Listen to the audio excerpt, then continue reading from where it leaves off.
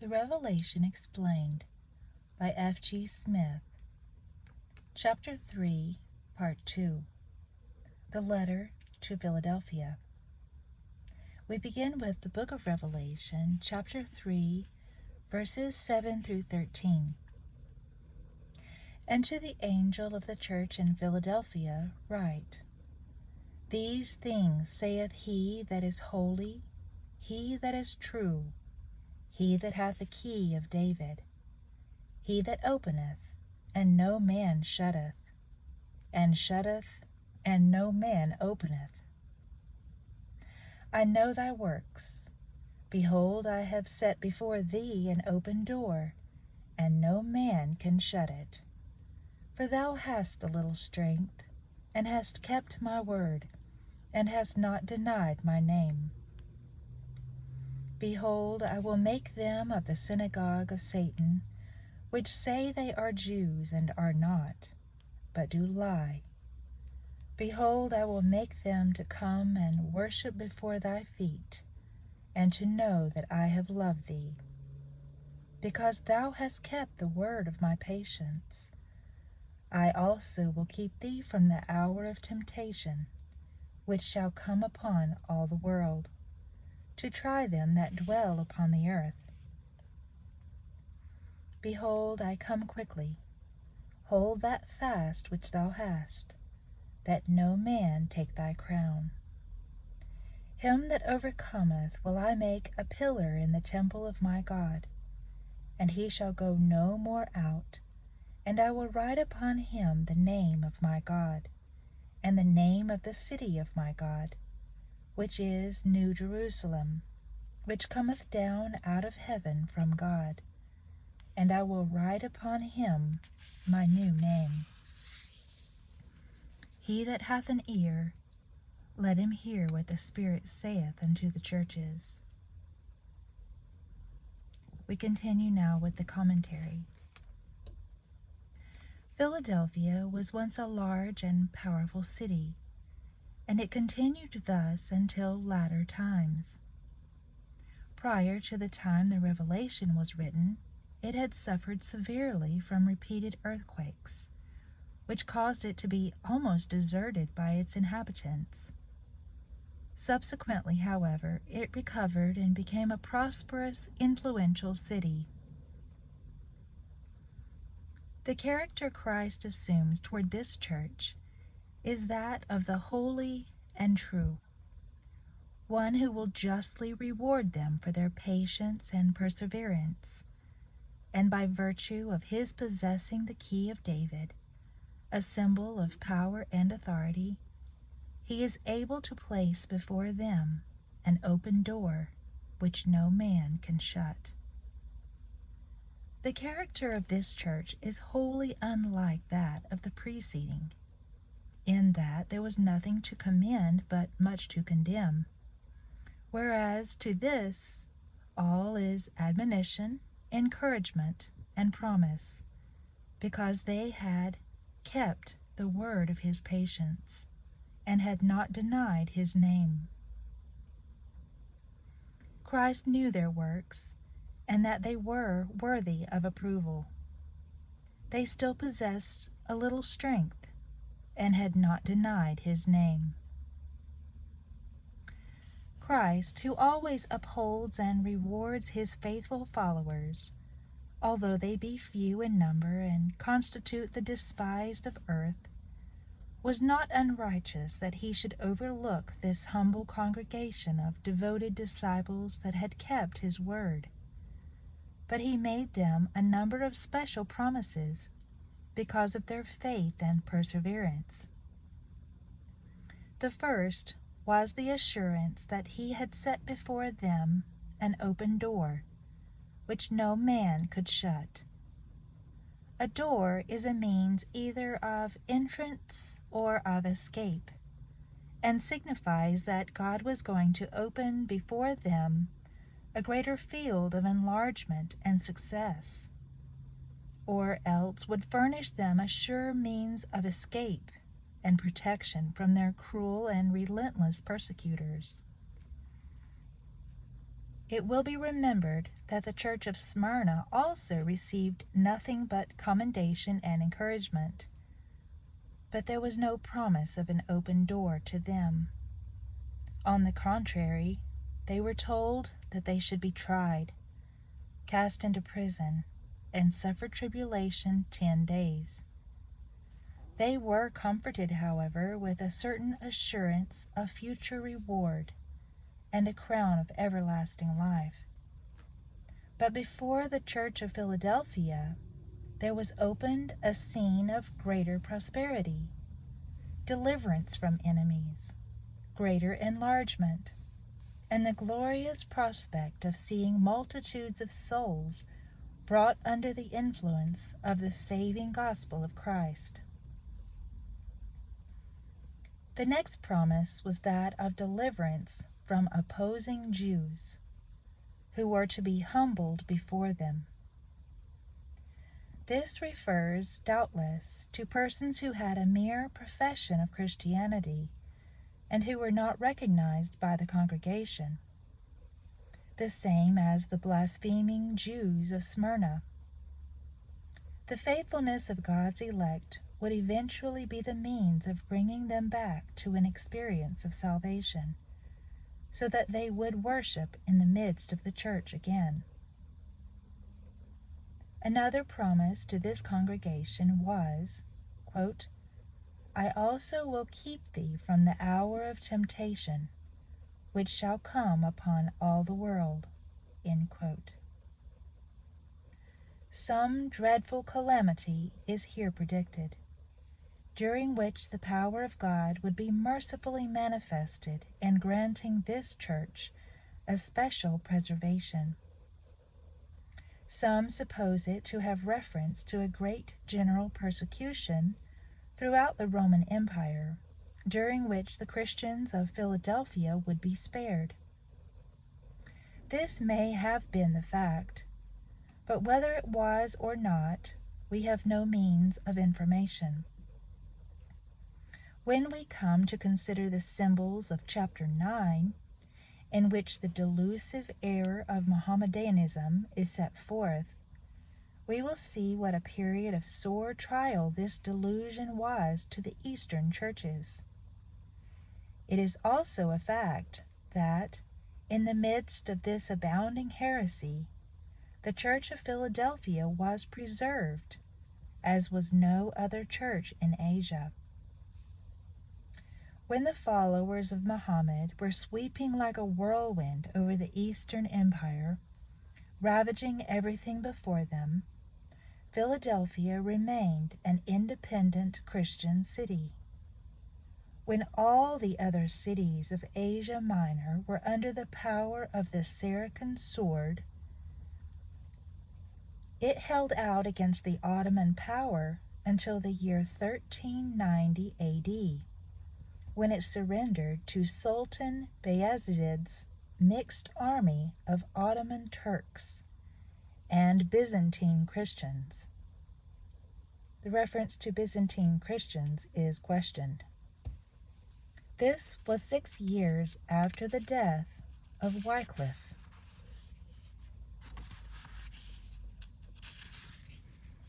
The morning star of the Reformation, who opposed the corruptions of the papacy, gave the world the first English translation of the Bible, and sowed the seeds that soon grew and produced a Huss, a Jerome, and a Luther. So God preserved the Christians of Philadelphia in the East until he began raising up others to herald his truth in the West, whose labors soon ripened into the glorious Reformation of the 16th century. His final promise to the overcomer is that he shall be made a pillar in the temple of God and receive the name of God, of Christ, and of the New Jerusalem, or city of God. In some manner the Christian is labeled with the name of God, whose property he is, with the name of Christ, by whom he was purchased, and with the name of the New Jerusalem, or city of God, his inheritance and eternal abiding place, and he is made a pillar in the temple of God. By turning to the book of Hebrews, chapter 12, verse 22 and 23, we find that the general assembly and church of God in this dispensation constitutes, in one important sense, the New Jerusalem, or city of God, in which the overcomers abide. Quote, "But ye are come unto Mount Sion, and unto the city of the living God, the heavenly Jerusalem, to the general assembly and church of the firstborn, which are written in heaven." End quote. The church is also styled the house or temple of God, composed of people out of all nations who, quote, "are built upon the foundation of the apostles and prophets, Jesus Christ himself being the chief cornerstone, in whom all the building fitly framed together groweth unto an holy temple in the Lord, for an habitation of God through the Spirit." End quote from the book of Ephesians, chapter 2, verse 20 through 22. See also 1 Corinthians 3:17, 1 Peter 2, verse 5, 1 Timothy chapter 3, verse 15. To be a pillar in this temple of God means to occupy a conspicuous or useful position in supporting the truth, examples of which are to be found in such characters as James, Cephas, and John, who seemed to be pillars in the church in apostolic times, referenced in the book of Galatians, chapter 2, verse 9. In the last prayer of Christ to the Father, he says concerning his disciples, quote, "While I was with them in the world, I kept them in thy name." End quote. From the book of John, chapter 17, verse 12.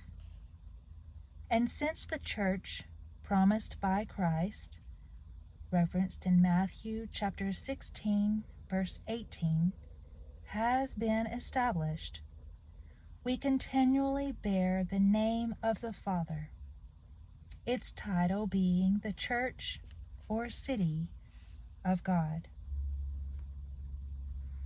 We also bear the new name of Christ, as explained in chapter 2, verse 17, and we meet together and worship in that name, referenced in Matthew chapter 18, verse 20.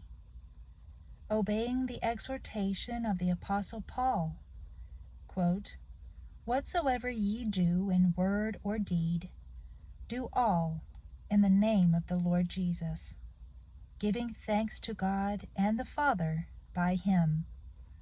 End quote.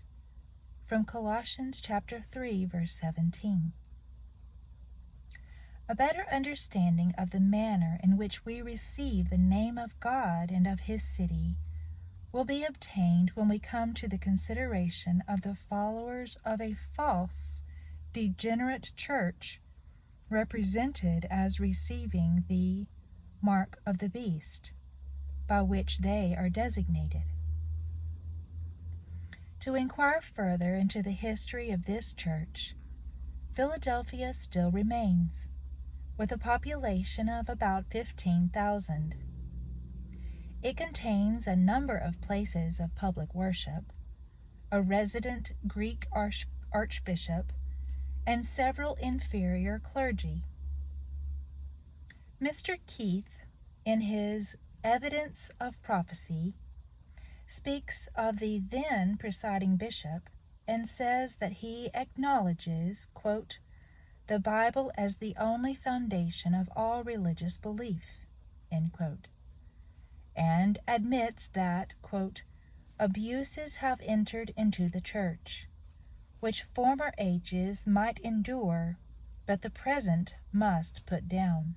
End quote. It is also singular coincidence that the modern Turkish name of the city, Alaşehir, signifies City of God. This description of the Church of Philadelphia I will bring to a close by adding the following extract from Gibbon, recorded in his noted history entitled "The Decline and Fall of the Roman Empire." It is of especial value, since the writer, being an avowed infidel, cannot be convicted of misconstruing historical facts in order to favor Christianity. Quote, "The captivity or ruin of the 7 churches of Asia was consummated by the Ottomans AD 1312, and the barbarous lords of Iona and Lydia still trample on the monuments of classic and Christian antiquity. In the loss of Ephesus, the Christians deplore the fall of the first candlestick of the Revelation. The desolation is complete, and the Temple of Diana and the Church of Mary will equally elude the search of the curious traveler. The circus and 3 stately theaters of Laodicea are now peopled with wolves and foxes. Sardis is reduced to a miserable village. The God of Mohammed without a rival is invoked in the mosques of Thyatira and Pergamos, and the populousness of Smyrna is supported by the foreign trade of the Franks and Armenians. Philadelphia alone has been saved by prophecy or courage. At a distance from the sea, forgotten by the emperors, encompassed on all sides by the Turks, her valiant sons defend their religion and freedom above 80 years, and at length capitulated with the proudest of the Ottomans. Among the Greek colonies of Asia, Philadelphia is still erect, a column in a scene of ruins, a pleasing example that the path of honor and safety may sometimes be the same." End quote from Volume 6, page 229.